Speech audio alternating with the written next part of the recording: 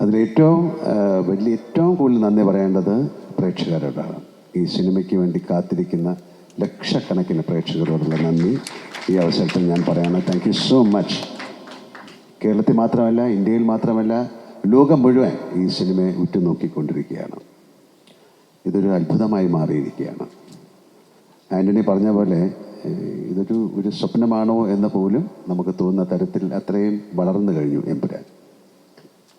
നമ്മളൊരു സിനിമ തുടങ്ങുന്ന സമയത്ത് ഇത് ഏറ്റവും വലിയ ഹിറ്റായി മാറണേ എന്ന് പ്രാർത്ഥിച്ചുകൊണ്ടാണ് സിനിമകൾ തുടങ്ങുന്നത്. ഞാൻ സിനിമയിൽ വന്നിട്ട് 47 വർഷമായി. ഗോപാലേട്ടൻ പറഞ്ഞ പോലെ എനിക്ക് സിനിമ മാത്രമേ അറിയുള്ളൂ. ഞാൻ സിനിമയിൽ തന്നെയാണ് വളർന്നത്. കാര്യം വളരെ ചെറുപ്പത്തിൽ തന്നെ സിനിമയിലേക്ക് വന്നു. പക്ഷെ എനിക്ക് ഒരുപാട് പേരുടെ അനുഗ്രഹം കിട്ടിയിട്ടുണ്ട്.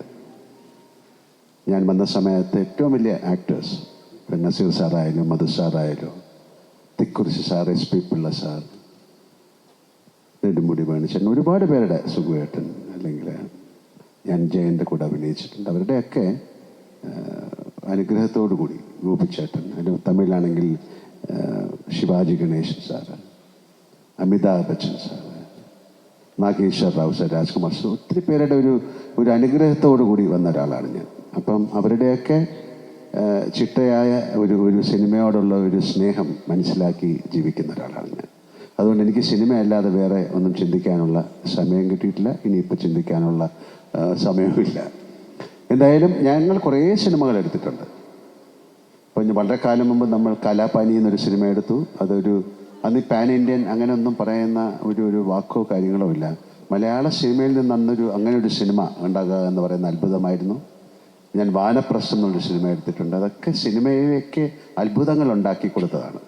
അതിൻ്റെ സാമ്പത്തിക ഭദ്രതയെക്കുറിച്ചോ അല്ലെങ്കിൽ സാമ്പത്തിക നേട്ടത്തിനെക്കുറിച്ചോ അല്ല ഞാൻ പറയുന്നത്. കാരണം ആ സിനിമയോടുള്ള സ്നേഹം കൊണ്ടാണ്. അങ്ങനെ ഒരു സിനിമ എടുക്കാൻ ആരും തയ്യാറാകില്ല. നമ്മൾ പലപ്പോഴും സ്വന്തമായിട്ട് സിനിമ എടുക്കുന്നത് നമുക്ക് ഇഷ്ടമുള്ള ഒരു സിനിമ എടുക്കാൻ വേണ്ടിയിട്ടാണ്. അങ്ങനെ ഒരുപാട് സിനിമകൾ എടുത്ത ശേഷമാണ് ഞാനും ആൻ്റണിയുമായിട്ട് ബന്ധപ്പെടുന്നത്. ആൻ്റണി എൻ്റെ കൂടെ സഞ്ചരിക്കാൻ തുടങ്ങിയിട്ട് 37 വർഷങ്ങളായി. അതൊരു വലിയ വർഷമാണ്. അന്ന് ചേർന്നത് മുതൽ സിനിമയല്ലാതെ അദ്ദേഹത്തിന് വേറെ ഒരു ചിന്തയുമില്ല. എങ്ങനെ നല്ല സിനിമകൾ ഉണ്ടാക്കാൻ പറ്റും, ഒരു ചെറിയ സ്റ്റേജിൽ നിന്ന് എത്ര വലിയ സിനിമകൾ. അദ്ദേഹം സ്വപ്നം കാണുന്നത് വളരെ വലുതാണ്. ആ സ്വപ്നത്തിലേക്ക് സഞ്ചരിക്കാൻ നമുക്ക് പറ്റുമോ എന്നുള്ള ചിന്തയൊന്നും ആൻ്റണിക്കില്ല. അങ്ങനെ തുടങ്ങി അദ്ദേഹത്തിന് അത് സാധ്യമാക്കാൻ ഒരാളെ കിട്ടി. അതാണ് പൃഥ്വിരാജൻ. ഞാൻ വിശ്വസിക്കുന്നു അതൊരു നിമിത്തമാണ്. അപ്പോൾ അതിന് ആദ്യം പൃഥ്വിയോട് നന്ദി പറയുന്നു, മുരളി ഗോപിയോട് നന്ദി പറയുന്നു, ആൻ്റണിയോട് വലിയൊരു നന്ദി പറയുന്നു. കാര്യം ഇതൊരു തോന്നലാണ്. അത് മെറ്റീരിയലൈസ് ചെയ്യുക എന്ന് പറയുന്നത് അത്ര എളുപ്പമുള്ള കാര്യമല്ല.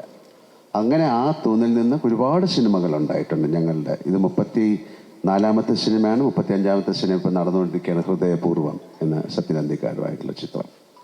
എന്തായാലും ആൻ്റണി പറഞ്ഞതുപോലെ ഇത് ലൂസിഫറിൻ്റെ വിജയമാണ് എമ്പുരാൻ എന്ന സിനിമയുടെ തുടക്കം. ഇപ്പോൾ രാജു പറഞ്ഞിട്ടില്ലെങ്കിൽ തന്നെ ഞാൻ പറയാം, ഈ കഥ 3 സിനിമകളായിട്ടാണ് വരുന്നത്. കാരണം ഇവർക്ക് ഓൾറെഡി അതിൻ്റെ ഒരു കഥയുടെ രൂപമുണ്ട്. അതിനെല്ലാം അവർ തയ്യാറാണ്. തുടങ്ങുമ്പോൾ തന്നെ പറഞ്ഞു, ഈ കഥ ഒരു സിനിമയിൽ നമുക്ക് പറയാൻ പറ്റില്ല.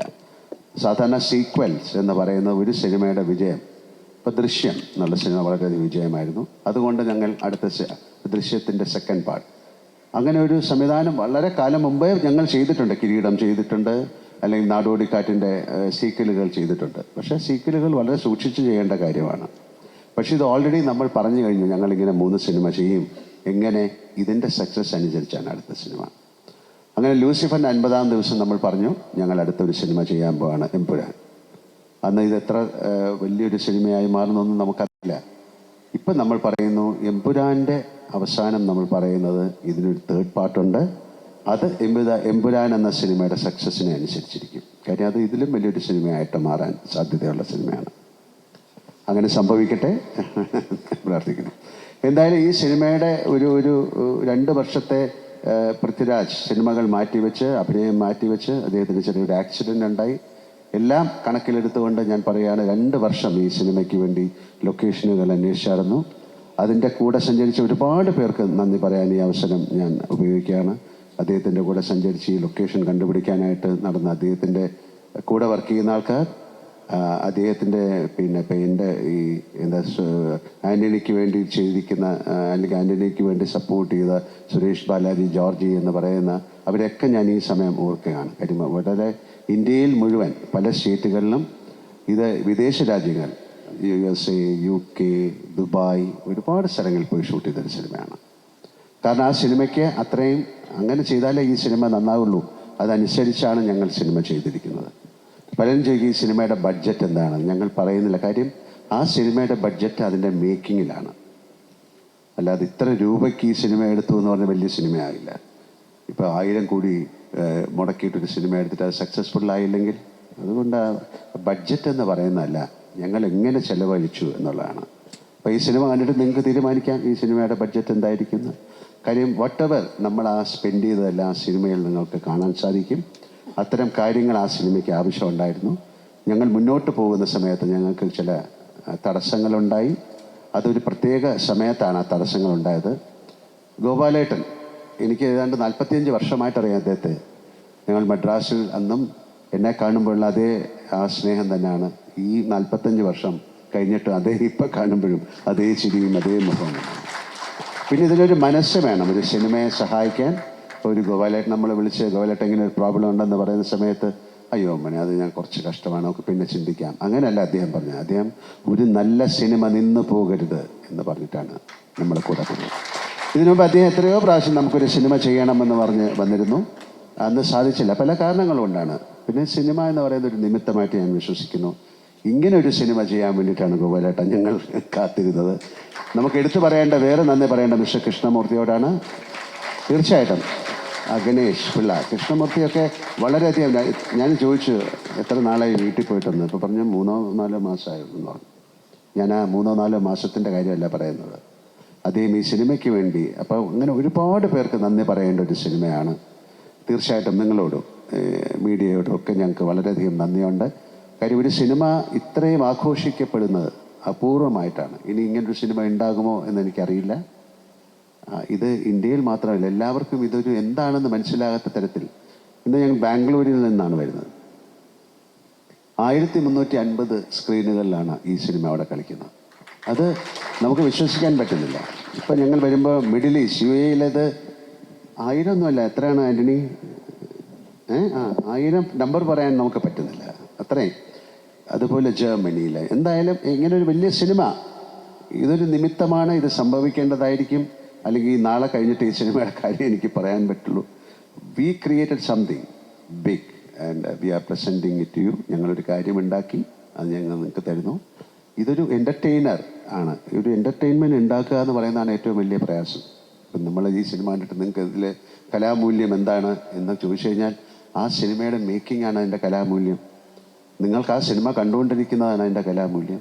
അത്തരത്തിൽ വളരെയധികം വിയർപ്പും രക്തവും ഒക്കെ ഒഴുക്കി ഉണ്ടാക്കിയൊരു സിനിമയാണ്. ആ സിനിമ നന്നാകട്ടെ എന്ന് ഞാൻ പ്രാർത്ഥിക്കുന്നു. കാര്യം അതിൻ്റെ പുറകിൽ ഒരുപാട് പേരുടെ പ്രാർത്ഥനയുണ്ട്. രാജു പറഞ്ഞ പോലെ ആ സിനിമയ്ക്ക് വേണ്ടി ഒരു ഗ്ലാസ് വെള്ളം ഞങ്ങൾക്ക് കൊണ്ടുതരുന്ന ഒരു പയ്യൻ പോലെ എന്നെ കാണുമ്പോൾ ചോദിക്കും, സാറേ സിനിമ എന്തായി? കാര്യം ദാറ്റ് കൈൻഡ് ഓഫ് കമ്മിറ്റ്മെൻറ്റ് അതൊരു വലിയ അത്യപൂർവമായിട്ട് കിട്ടുന്ന കാര്യമാണ്. പിന്നെ പെട്ടെന്നൊരു കാര്യം കൂടെ പറയുന്നത്, ഇതൊരു ഒരു വലിയ പ്ലാറ്റ്ഫോമാണ്. ഇങ്ങനെയും സിനിമ നമുക്ക് ചെയ്യാൻ സാധിക്കും മലയാളത്തിൽ നിന്ന്. എല്ലാവരും ചോദിക്കും മലയാളത്തിൽ നിന്ന് ഇങ്ങനെ ഒരു സിനിമ. ഞാൻ പറഞ്ഞൊരു ബാഹുബലി, ആ ബാഹുബലി കൊണ്ടാണ് ഒരു ലോകം മുഴുവൻ തെലുങ്ക് സിനിമയെ വളരെയധികം സ്വീകാര്യത നേടിയത്. ഒരു KGF അല്ലെങ്കിൽ അങ്ങനെ ഒരു സിനിമ കൊണ്ടാണ് കന്നഡ. അതുപോലെ പിൽക്കാലത്ത് ഇനി വരുന്ന കാലത്ത് മലയാള സിനിമ ഏറ്റവും കൂടുതൽ അറിയപ്പെടാൻ പോകുന്നത് എമ്പുരാൻ വഴിയാകട്ടെ ഞാൻ പ്രാർത്ഥിക്കുന്നു. ഒരിക്കൽ കൂടി ഇവിടെ ഇരിക്കുന്ന എല്ലാവർക്കും നന്ദി പറയുന്നു. എൻ്റെ കൂടെ അഭിനയിച്ചവർക്ക്, ഈ സിനിമയിൽ പങ്കെടുത്തവർക്ക്, പ്രേക്ഷകർക്ക്, ഇവിടെ ഇരിക്കുന്ന എല്ലാവർക്കും എൻ്റെ ഹൃദയത്തിൻ്റെ ഭാഷയിൽ നന്ദി പറയുന്നു. എമ്പുരാൻ നല്ലൊരു വിജയമായി മാറട്ടെ. നാളെ രാവിലെ ഞാനും സിനിമ കാണാൻ പോവുകയാണ്. ഈ സിനിമ കാണാനുള്ള അത്യധിക ആവേശത്തോടെയാണ് ഞാൻ പോകുന്നത്. നന്നായിരിക്കുമെന്ന് പ്രതീക്ഷിക്കുന്നു. Thank you.